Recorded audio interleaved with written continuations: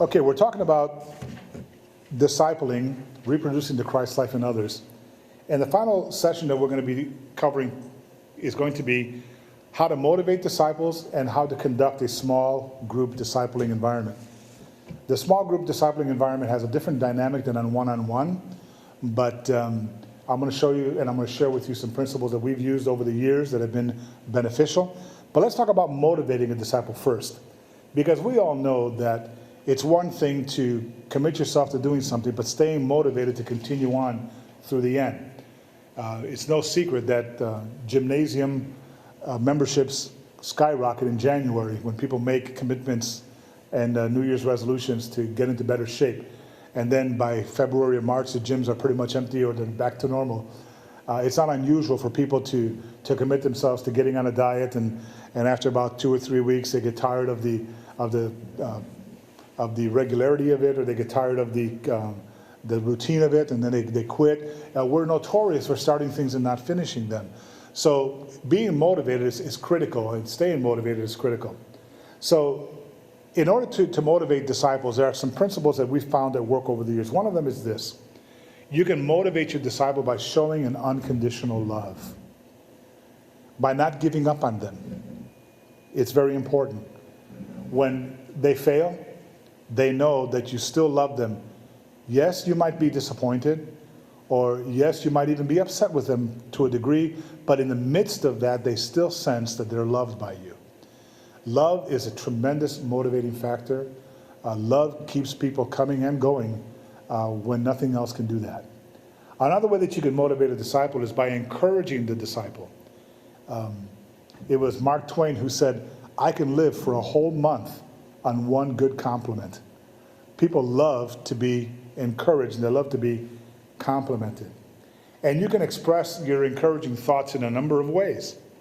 For instance, express the joy that your disciple brings to you. Say, you know what, the other day when you joined that dance team at the church and you did that performance, I was so blessed. I was ushered into the presence of God. It just brought me so much joy. Or you can tell one of the guys, you know, the other day we were talking about how to witness to co-workers, and you said that you just didn't know how to find an open door, and I shared with you some things, and you went to work and you shared your faith and you shared your testimony with somebody at work, and you told me about it. Just the enthusiasm that you had and the excitement that you had, it was contagious. I felt that same kind of joy. So express the joy that he or she brings to you. That's very encouraging, and that's very motivational. Tell the disciple that you've noticed their growth. That's another thing. So, you know, 6 months ago when you were asked to pray, I could tell that you were nervous and your words were halting. But now when somebody asks you to pray, it's almost like you go right into the presence of God and you just talk to God like he's your friend. And it's just such a joy to see how you've grown in the last month or last few months alone, just in the area of prayer. So pick out something very specific and tell them that you've noticed that that they've grown in it. Tell the disciple of positive qualities that others notice. Come up to them and say, you know, the other day someone came up to me and said that they know that they can count on you when you commit yourself to something. That brought a lot of joy to me. You are developing a reputation here of being trustworthy and of persevering. I just want you to know that other people are noticing that as well. That's a way to keep people motivated. Another way is tell the disciple that he ministers to you personally. So, you know, I know that as an older brother in the Lord, you kind of expect me to pray for you. But I'll tell you what, when you pray for me, I just feel this purity, this innocence, this sense of you're getting to God in ways that I can't. Thank you so much for praying for me. You know, when you encourage your disciple that way, when you tell him that he ministers to you, you know, the other day when you called and you knew that I was battling the flu, and you called me up and you told me that, you know, you were praying for me, man, that meant a lot to me. That will keep a disciple motivated. Thirdly, express your encouraging thoughts. The second thing is express your encouraging, send notes of appreciation. That's what I'm trying to say. Send notes of appreciation. A quick email in the middle of the day that lands on their iPhone or their BlackBerry saying, man, I was thinking about you today, and I just want you to know that I appreciate you. But when you appreciate somebody, be specific, you know. And again, getting back to my days as a pastor, I was a little bit of a troublemaker in this regard, because it would never cease to amaze me how at the end of the message, you know how pastors traditionally stand at the back door and they shake hands with people as they're coming out. Every once in a while, just to be a little bit of a twerker, someone would come up to me and say, "Pastor, I really enjoyed your message." And I wouldn't let their hand go, and I would look them in the eye and say, "Well, what was it about it that you enjoyed?" And I would watch and sense their uncomfortableness as they struggled to find an answer to that. But you know what happened? Over time, people knew that I would do that. And so then when they would come up to me, they would say they appreciate what I did for them. They would tell me something specifically, and I knew that I was reaching them specifically. So send notes of appreciation. Do things like that to let them know that if they really appreciate you, be specific about it so that they know that it's not just a general appreciation, but a very specific one. Thirdly, mention the disciple by name when you're praying. When you close your small group discipleship time and you're all joining hands, people love to hear their own name. They just do. There's something personal about a name. And when you're praying, and you're praying in a general way where you're saying, "Heavenly Father, these are my brothers and sisters, and I want you to bless them from the tops of their heads to the bottom of their feet," that's wonderful. But when you say, "Lord, Mary needs your help today. She thinks she might get fired from her job, and Mary needs for you to encourage her, to let her know that you're the provider," that means something very special to the person when they're being prayed for by name. Then be interested and excited over what your disciple is doing. You know, when they get a promotion at work, be excited for them. When they ran their first 5K, be excited for them. When they received a really good grade in a class or a test that they thought they were going to do poorly in, be genuinely excited for them. People love it when you are excited about what they are doing. The third thing in motivating a disciple is motivate them by challenging them to a greater faith. I'm convinced that we have spent way too much time not expecting anything from people in our churches, and then we complain because we don't see anything happening in our churches. But if you motivate people and you challenge them to a greater faith, if you tell them that in the month of October, we want to send 25 people out of this group right here to spend a week down in Mexico building homes for poor people, or going down to El Salvador to deliver medical supplies, and you say, "I want to see 25 people do it," don't be surprised if you're going to get 25 people or more, because people like to be challenged to a greater faith. Be very specific in your challenges. Don't just call them to greater faith. Call them to a greater expression of faith in a very specific way. Another way to motivate a disciple is motivate by conveying your enthusiasm. Talk positively about your growth. Let them know, "Man, the other day I was studying the scriptures, and I have been struggling in this particular area, and the Lord spoke to me right out of that passage, and this is what I learned about it, and I feel like I've gotten the victory over it." Enthusiasm is contagious. Talk positively about your church. And don't call it the church, call it your church, call it our church, personalize it. Don't say, the church could be better if we did such and such. Say, our church could be better. When people see that sense of ownership, they're motivated by that, because they're saying, wait a minute, this isn't just some organization or some impersonal entity. This is the place where I belong. This is the place where God has put me. This is my church. This is our church. Talk positively about your church, and then obviously talk positively about your pastor and other Christians. It's real easy to see people's feet of clay, to see people's shortcomings, to see where they fall short.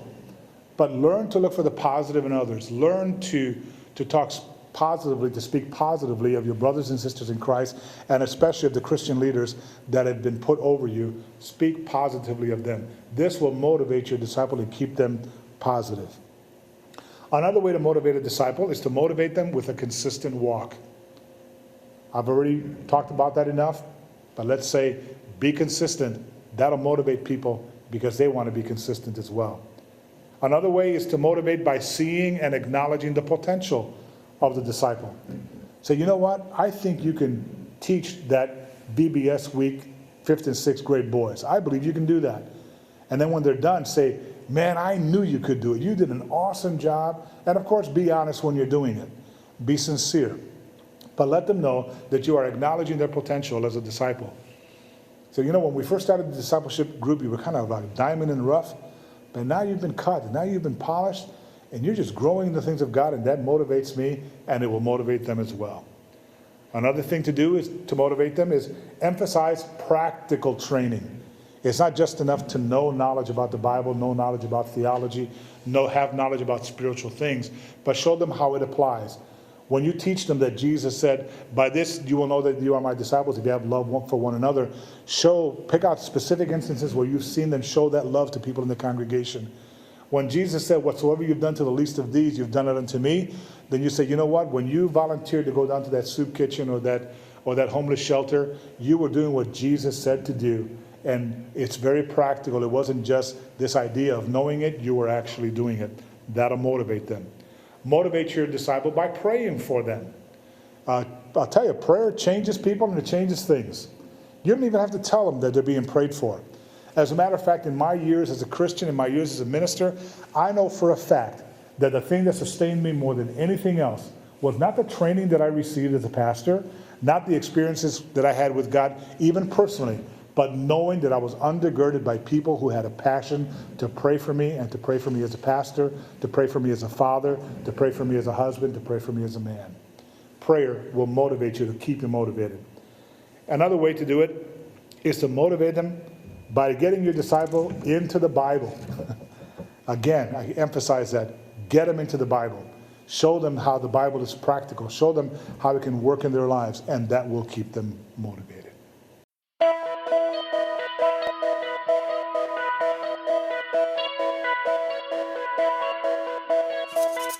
We're going to talk about the small group discipling dynamic.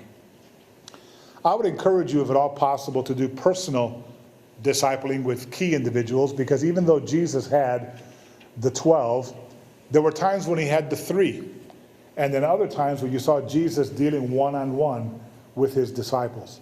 So it's not just a matter of picking a method, but rather in mixing it up yourself so that you have different individuals, different small groups, and different bigger groups that ultimately will benefit and profit from your being their discipler. So the one-on-one meeting gives you a number of things. The first thing that it does, it gives you an opportunity to really know a person. The one-on-one meeting gives you more personal discussion. The one-on-one group will give you more personal exhortation and encouragement.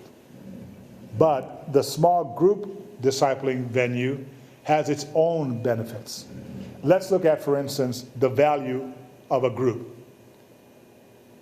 When you're meeting together as a group, there is extended fellowship, so that there are more avenues of intersecting in points of interest that you have as individuals. You may have a half a dozen people that you're discipling. A couple of them enjoy golf. A couple of them enjoy reading books. A couple of them enjoy, MMA wrestling, for all I know. But at any given time, there is this cross-pollination that's going on of fellowship that extends the quality and the level of friendship in that group, which is the second point. A small group has value because there are deeper friendships across a broader span. Instead of just having one friend, a person may have 4 or 5 or 6 friends. And having 4 or 5, 6 or 6 friends, then it spreads the meeting of needs across a broader spectrum. So for instance, if people are dependent on me as a one-on-one discipler, I might not always be as available as I want to be, and so therefore needs don't get met. But if they are a member of a small group of 10 or 12 people, then if I'm not available, chances are one of those other 10 or 12 people will probably be available. So there's a better opportunity for friendship to be expanded over a broader spectrum. Small group has value because it's an emotional home.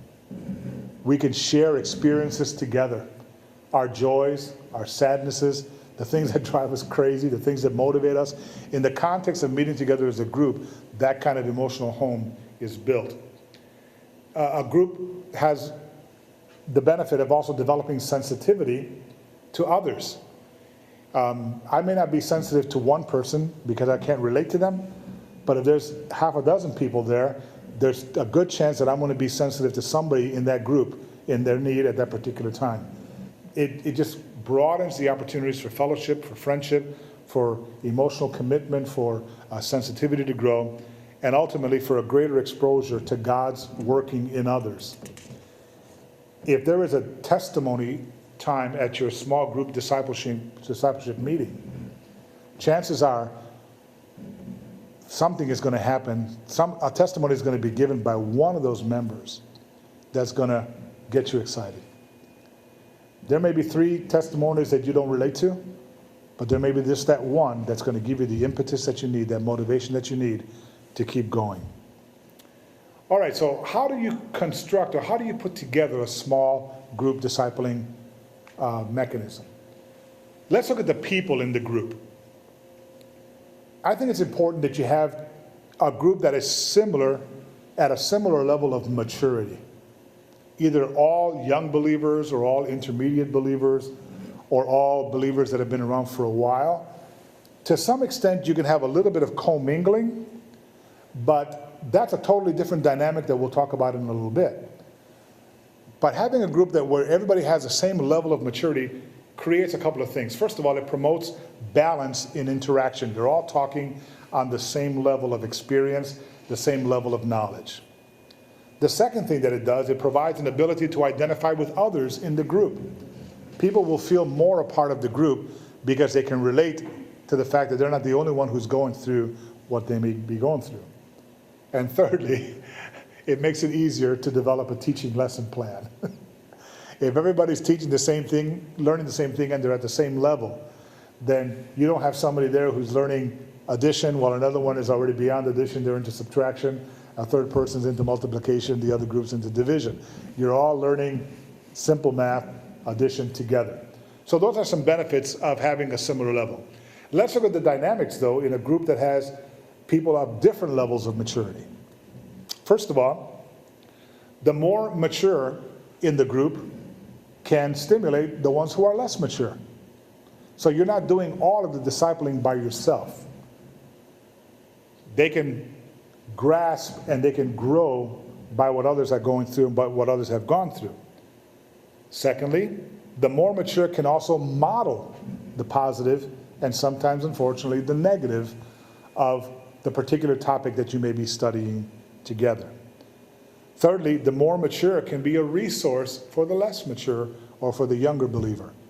You may not have a wealth or the depth of experience to cover everybody's needs, but within the group, chances are most of the issues are going to be covered on one level or the other. Fourthly, the more mature will help in showing the stages of growth. After a while, in the dynamic of that small group, people begin to see who's at the early level, beginner level, who's at the intermediate level, who is at the maturing level, and they can say, okay, I got a pretty good idea that I'm here, or here, or here. Or in a Christian manner, who's here being the least, who's here being the lesser least, and who's here being the greatest by being the least of all.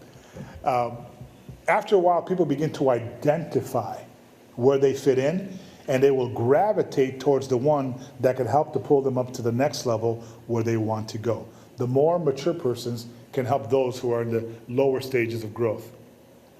And finally, the more mature can benefit from the training environment. In other words, they're past the teaching part or well on their way into the teaching part, and they have already gone into the training part leading into the transformation part. So they can share how they have put these things that they're being taught to the younger group in practical ways, and they can benefit from that kind of a training environment. All right, what is the challenge of the discipling group? The challenge is similar to challenging one-on-one. In other words, when you come up to an individual and say, I'd like you to meet with me for a period of weeks to study a particular topic, you're just doing this to a greater number of people. You are recruiting 5 or 6 or 7 or 10 or 12 and saying, I'm putting together a group that we're going to be studying this particular topic, and I think you would be a great addition to that group. And what's the benefit of that? It can be less intimidating to belong to a group than to have a one-on-one discipleship relationship with someone. It's not just going to be me and you, because frankly, you're such a super Christian that I'm intimidated by you. Oh, there's going to be a whole bunch of us. Who's going to be part of that group? When you begin to name a few of the people that you've invited, they say, well, I think I can find myself fitting into that group. And that smaller group or that group is less intimidating than having a one-on-one relationship. So you would challenge them the same way by acknowledging their hunger for God and by telling them specifically what it is that you're going to cover, for how long of a period of time, and how they could benefit from it, and telling them to pray about it. You would do it the same way, but you would just do it to multiple individuals to form a group rather than a one-on-one relationship. Which leads us then to how then do you conduct a group meeting? Well, the same way that you would conduct a one-on-one meeting. There still needs to be a topic that's chosen. There needs to be preparation. You may need to find out what this group of people that you're going to be meeting with, what their needs are, and then address a need that's common to all or most of them. And even if it's not something that one individual could use because they may have already grown past it, you can still challenge them by saying, here's what you bring to the group. Because I know that you've learned principles of perseverance because some of the issues you've gone through in your life. I need you there because there needs to be some people who will hear your perspective on that. And that'll be very valuable. But the difference is that the lesson time is more of a guided discussion. A guided discussion. In other words, it's not just somebody lecturing, or it's not just somebody presenting material, but rather as a leader, you become more of a facilitator, where you basically create 4 or 5 or 6 different questions about that topic, and in your mind, you rehearse who the members of that group are going to be and what they bring to the table and what they can add to round out and balance out and flesh out that lesson plan. And you simply become the facilitator in that group, and they learn more through the interaction than necessarily through you being the deliverer of the material. With one caveat, one simple principle that I think is important. As the leader, be prepared for the fact that the group discussion may fizzle. Don't just assume that because you've got 5 questions that there's going to be lively interaction. Sometimes it just dies. So what you do is very simple.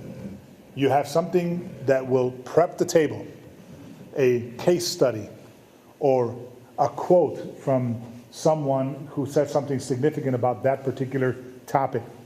Or you have a little testimony that you can pull out if needed to share with them. When I was personally looking into this topic, this is what caused me to grow in, this is what caused me to understand it, and have yourself a plan B, because sometimes the group just doesn't interact the way that you want it to, especially in its early stages when the friendships are beginning to form and people are still a little bit guarded and they have their little walls up. That's all normal part of group dynamic, but over time those walls will come down, those hindrances will get out of the way, and the small group will begin to interact, and all you will do is facilitate it and watch it happen as it works towards its planned goal.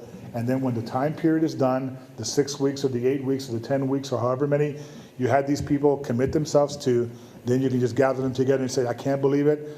We said we were going to meet for 6 weeks. This has been such a great time. But because I know that some of you guys have got other things that you may want to pursue and other things that you want to do, we're going to wrap it up tonight, and we're going to, have some macaroni and cheese or pizza to kind of wrap it up with some, good, with some good coffee or whatever. And then after tonight, we're on our own. Maybe we'll start another study, and I hope that you'll consider being a part of it, and then move on. Because as I've always liked to tell people, if you're going to be a part of a group, and you're asking people to be a part of the group, you got to make it easy for them to get into that group, and you also have to make it easy for them to get out of that group. And for instance, if you invite them and they receive your invitation, and after the 2nd week, they absolutely hate it, they will make the commitment to stay for the other 4 weeks because they know they'll be able to get out. But it saves them the embarrassment or the concerns about whether people are going to ask them what happened, where are they, etc. At the end of 6 weeks or whatever, they're done and they're free. On the other hand, if the group went really, really, really well, and you end on a very positive note, they're going to be enthusiastic about joining another group because they know that it'll be